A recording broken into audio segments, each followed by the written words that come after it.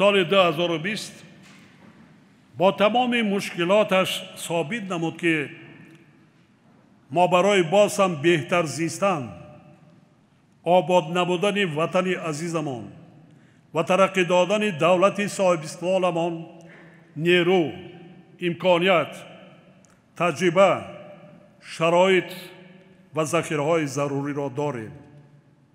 ما باید تشبثکار و تشکیلاتچی باشیم و سهم بیواسطه خود را در آبادی ملک اجدادی گذاریم. یعنی کار را به خاطر آبادی وطنی محبوبمان طرز تشکیل نماییم که در روند سازندگی هر یک شهروند مملکت شریک و سهمگزار باشد.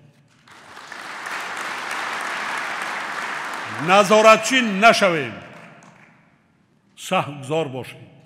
اگر کمک کردن نمیتوانیم، خلل نرسانیم.